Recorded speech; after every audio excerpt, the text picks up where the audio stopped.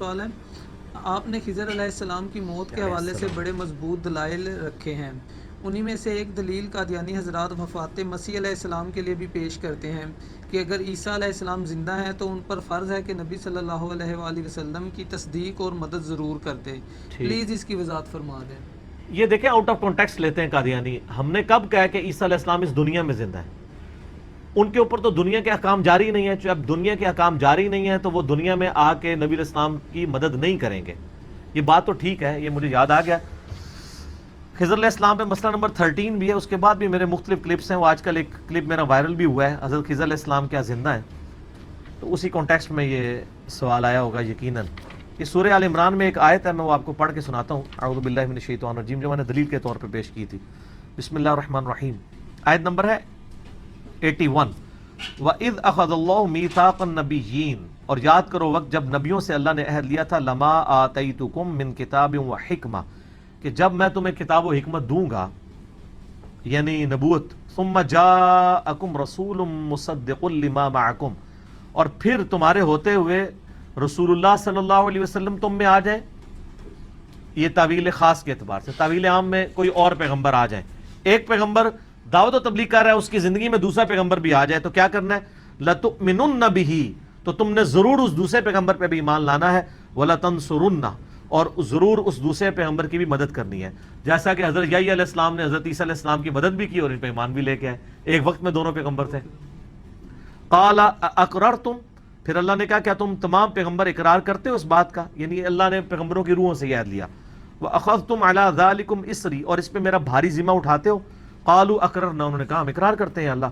قال فاشهدوا، تو اللہ نے فرمایا پھر سب ایک دوسرے پہ گواہ ہو جاؤ، وَأَنَا مَعَكُمْ مِنَ الشَّاهِدِينَ، اور میں بھی تم گواہوں میں شامل ہو جاتا ہوں کہ اگر میں کسی کو پیغمبر بنا کے بھیجوں اور اسی کی زندگی میں کوئی اور پیغمبر آ جائے تو وہ اس پیغمبر کی مدد بھی کرے گا، اس پہ ایمان بھی لائے گا۔ یعنی یہ نہیں ہے کہ وہ اپنی خانقاہ علیحدہ کر لے اور وہ اپنی خانقاہ علیحدہ۔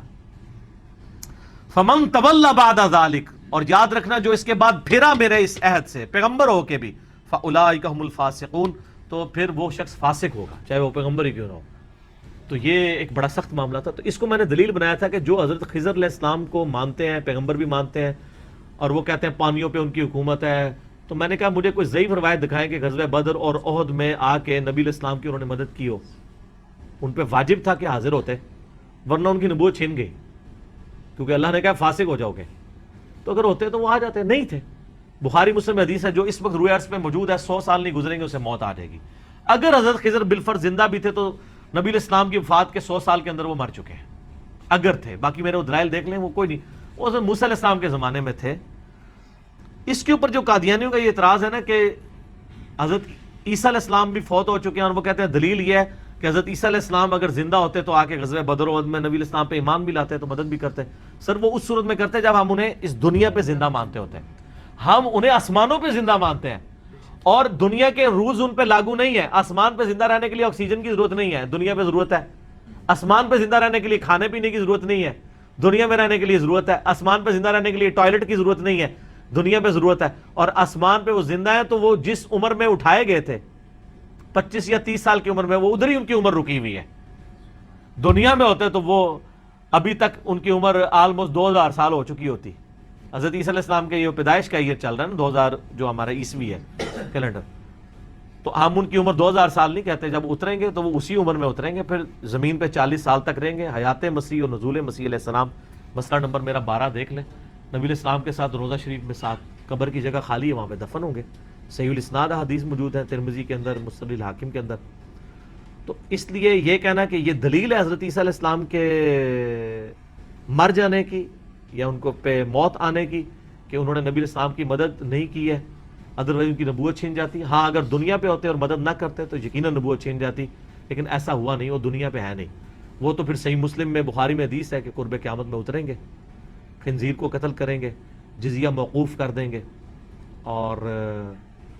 صلیب کو توڑ دیں گے۔ اور صحیح مسلم میں الفاظ ہیں تمہارے نبی کی سنت اور تمہارے نبی پہ جو کتاب نازل ہوئی ہے اس کے مطابق وہ فیصلہ کریں گے، ایز اے امتی آئیں گے، امتی نبی کے طور پہ نہیں، امتی کے طور پہ آئیں گے۔ نبی تو وہ پہلے سے ہیں، امتی نبی بھی ہم ان کو نہیں کہتے، کیونکہ امتی نبی مانیں گے تو نبی کے لیے ضروری ہے پھر وہ شریعت والا معاملہ بھی ہو، تو چونکہ وہ ہمارے نبی کی سنت پہ چل رہے ہیں، وہ نبی الگ سے ہے، ادھر وہ امتی کی حیثیت سے آئیں گے، کیونکہ بخاری مسلم میں حدیث ہے کہ تمہارا کیا مقام ہوگا اس وقت کہ جب عیسیٰ ابن مریم تم میں اتریں گے اور امام تم میں سے ایک ہوگا، امام محمد بن عبداللہ المہدی، تو وہ ان کے پیچھے نماز پڑھیں گے، لیکن وہ ایک ہی نماز پڑھیں گے، اس کے بعد امام مہدی ان کے لیے مصلی چھوڑ دیں گے، پھر وہ مسلمانوں کی لیڈرشپ کریں گے، کیونکہ امام مہدی سے دجال قابو نہیں آئے گا۔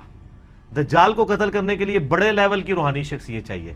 تو جب دجال امام مہدی سے اوپر ہو جائے گا پھر اللہ تعالیٰ حضرت عیسیٰ کو بھیجے گا، وہ پھر دجال کو قتل کریں گے مقام لط کے اوپر۔ وہ میرا ڈیٹیل لیکچر آپ دیکھ سکتے ہیں، صحیح مسلم میں آپ دجال والے چیپٹر میں ساری حدیثیں آپ کو مل جائیں گی ڈیٹیل کے ساتھ، مشکات کی آپ کو 30 جلد میں دجال والے چیپٹر میں ساری احادیث آرگنائز فارم میں مل جائیں گی۔ لہٰذا آپ پک اینڈ چوز نہ کیا کریں، جو دلیل میں نے رکھی ہے اسی دلیل کے اندر سرکمسٹانسز کے اندر جواب دیا کریں۔ یہ بات اٹھانا کہ جی وہ حضرت خضر کو تو آپ پانیوں پہ اور زمین پہ حکومت ان کی مان رہے تھے نا، تو حضرت عیسیٰ علیہ السلام کو تو ہم زمین میں مانتے ہی نہیں ہیں، اس لیے ان کے اوپر احکام جاری نہیں ہوں گے۔ البتہ اللہ نے یہ وعدہ جو سورہ آل عمران میں آیا تھا نا،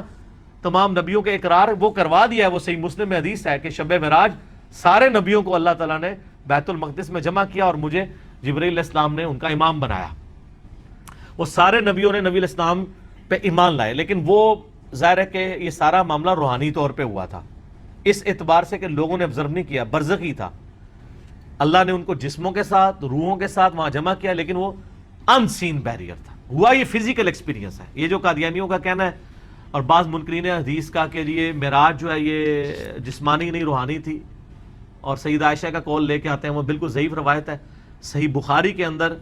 سورہ بنی اسرائیل کی آیت نمبر 60 کے کانٹیکسٹ میں عبداللہ ابن عباس کا قول ہے کہ نبی علیہ السلام نے جو معراج کا سفر کیا اور یہ جو منظر اللہ نے دکھائے وہ آپ کو جسم کی آنکھوں سے دکھائے، آپ صلی اللہ علیہ وسلم کی خواب نہیں ہے۔ واقعہ معراج کے اوپر میرے ڈیٹیل لیکچر ہے، مسئلہ نمبر 126 ABC، جسے شوق ہو تو وہ دیکھیں، میں نے ایک ایک چیز نیٹی گریٹی تک قرآن اور بخاری مسلم سے کور کیا ہے۔